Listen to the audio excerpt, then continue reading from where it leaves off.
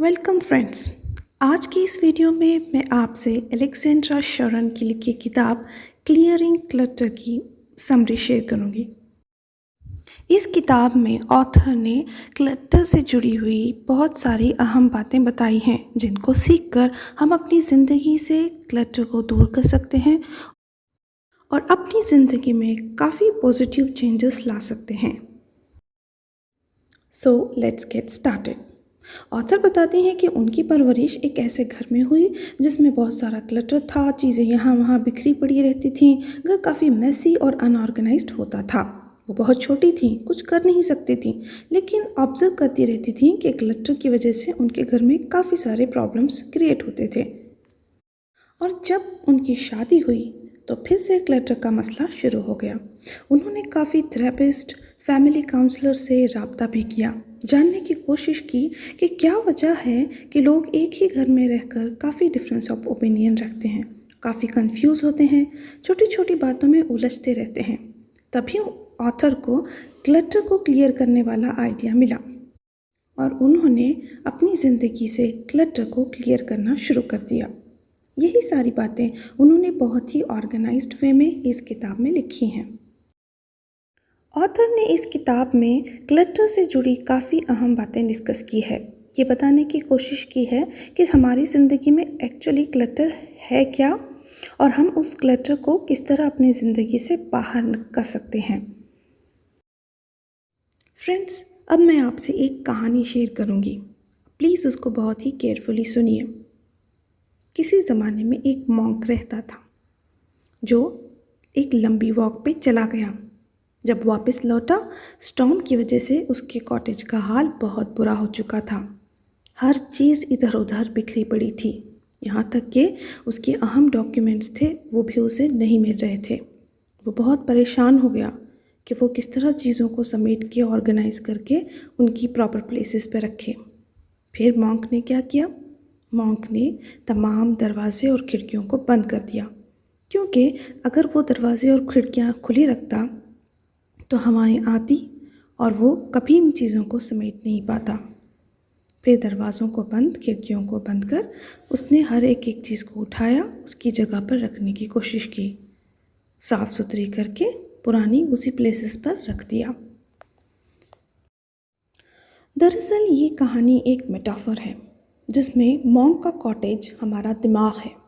अगर हम अपने दिमाग में गैर ज़रूरी थॉट्स, वरीज, टेंशन जैसी हवाओं को आने ही नहीं दें तो हमारे दिमाग में रखी हुई हर इंफॉर्मेशन, नॉलेज, आइडियाज़ और इम्पॉर्टेंट बातें अपनी जगह पर रहेंगी और हम इनको प्रॉपरली यूज़ कर पाएंगे, जिसकी वजह से हमारी ज़िंदगी में पॉजिटिव चेंजेस आएंगे और हमारा प्रोडक्टिविटी लेवल बढ़ जाएगा। Anything in excess is clutter. जो भी चीज़ हमारी ज़रूरत की नहीं है वो हमारे लिए क्लटर है। अब क्लटर हर इंसान का मुख्तलिफ होता है। जो चीज़ें मेरी नीड की नहीं है, हो सकता है वो दूसरों की ज़रूरत हो। इसलिए हर इंसान को अपना क्लटर खुद ढूंढना पड़ता है। ऑथर ने क्लटर के 3 टाइप्स बताए हैं: physical clutter, mental clutter, spiritual clutter. तो चलिए हम ये जानने की कोशिश करते हैं कि फिज़िकल क्लटर क्या है। फिज़िकल क्लटर में मेसी ऑफिसेस, मेसी हाउस, गंदी और गैर ज़रूरी चीज़ों से भरी कार, गाड़ियाँ, ओवरलोडेड डेस्क और बेतरतीबी से रखा हुआ फर्नीचर, इधर उधर बिखरी हुई चीज़ें वगैरह वगैरह शामिल होते हैं।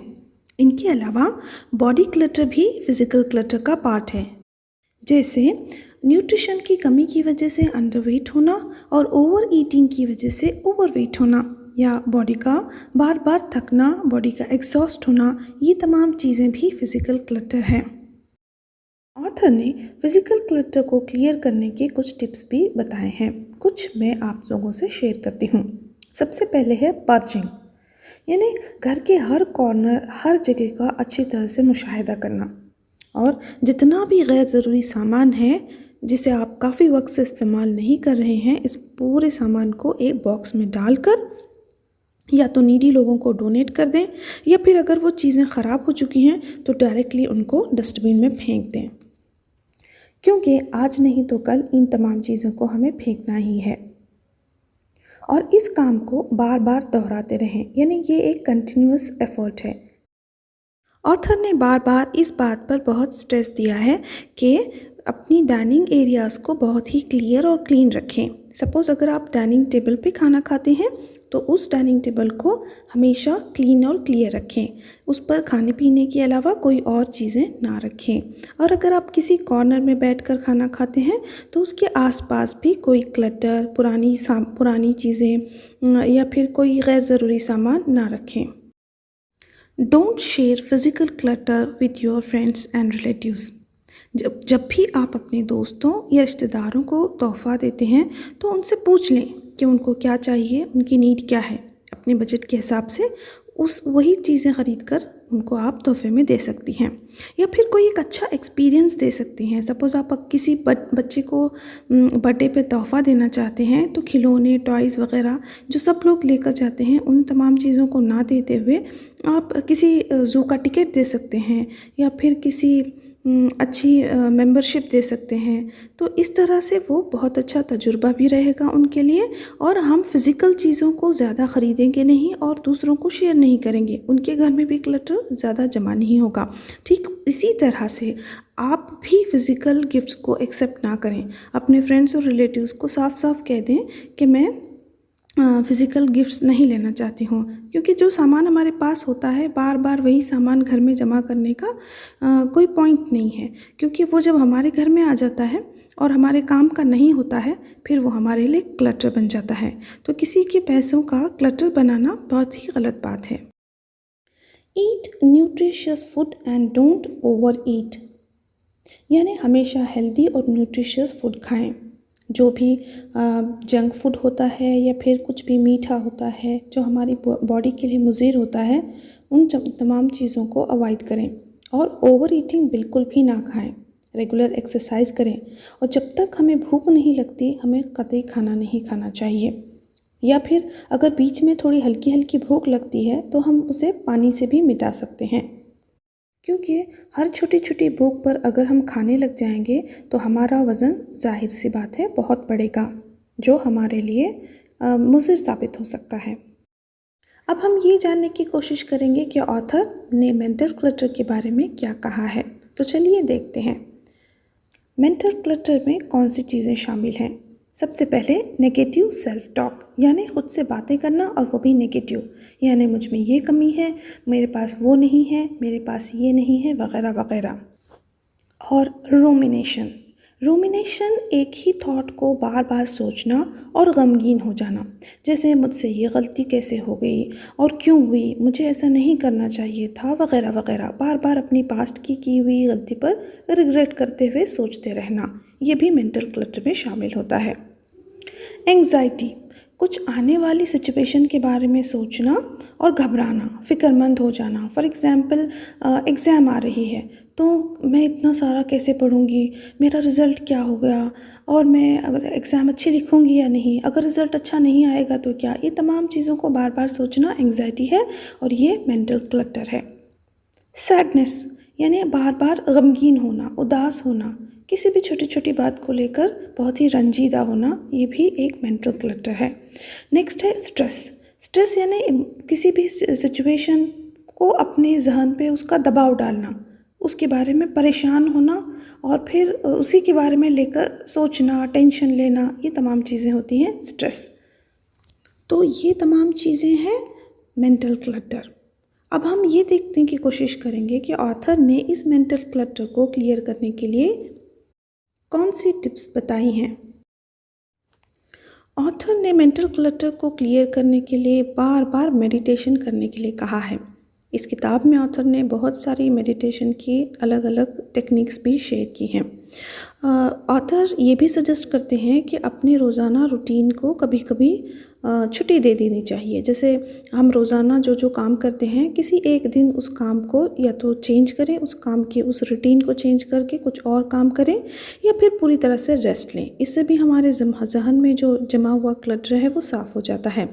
और जब भी हम सोचते हैं पूरे दिन हम लोगों को थोड़ी थोड़ी वक्फे में, छोटे छोटे वक्फे में हम पॉज दें और अपने दिमाग में चल रहे थॉट्स के बारे में सोचें। अगर कोई नेगेटिव थॉट्स आ रहा है, फ़ौरन उसको सोचना बंद कर दें, किसी और चीज़ में हम अपना ध्यान लगा सकते हैं।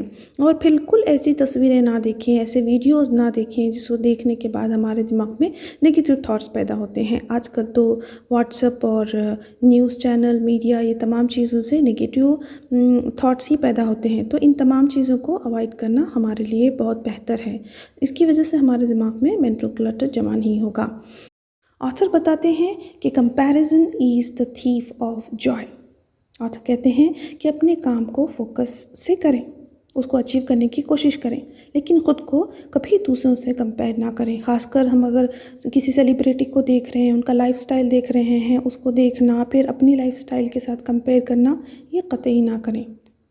स्टॉप प्रोक्रास्टिनेशन, यानी एक्चुअली क्या हो रहा है, हम कभी रिक्रिएशन के लिए अपने कामों को प्रोक्रास्टिनेशन करना शुरू कर दिए हैं। यानी हम अपने आप को ज़्यादा रिक्रिएशन देना चाहते हैं, हम एंटरटेन होना चाहते हैं, लेकिन उसकी भी एक लिमिट होती है और सही एंटरटेनमेंट और सही रिक्रिएशन का जानना भी बहुत ज़रूरी है। अगर हम सही रिक्रिएशन को जान जाएंगे तो कभी अपने प्रेजेंट काम को प्रोक्रास्टिनेट भी नहीं करेंगे और जो भी हमारा रिक्रिएशन होगा वो भी हमारे लिए यूज़फुल होगा।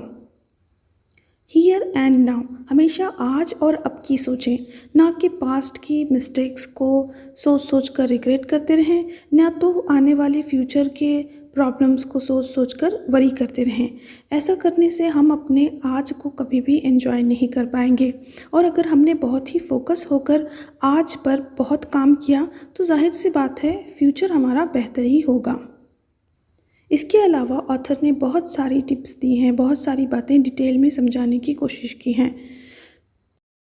ऑथर ने स्पिरिचुअल क्लटर के बारे में ये बताया है कि आप जिस भी रिलीजन को फॉलो करते हैं, आप में ये वैल्यूज़ होना बहुत ज़रूरी है। वो कौन से वैल्यूज़ हैं, ऑथर ने लिस्ट आउट किया है, जैसे love, compassion, beauty, honour, justice, power, strength, grace, kindness and sweetness. ये तमाम चीज़ों का होना बहुत ज़रूरी है, क्योंकि अगर ये तमाम चीज़ें हमारे अंदर आ जाएं, हम इन चीज़ों को फॉलो करें अपनी ज़िंदगी में, तो हम हमारे अपने अंदर का स्पिरिचुअल क्लटर बाहर कर देंगे और एक सुकून वाली ज़िंदगी गुजार पाएंगे। और मज़ीद इस बुक के बारे में अगर आपको जानना है तो डिस्क्रिप्शन में दिए गए लिंक को क्लिक करें, आप पूरी बुक पढ़ सकते हैं। आज के लिए बस इतना ही, तो मिलते हैं नेक्स्ट वीडियो में एक नए टॉपिक के साथ। Till then, be productive, be happy and take care. Thank you.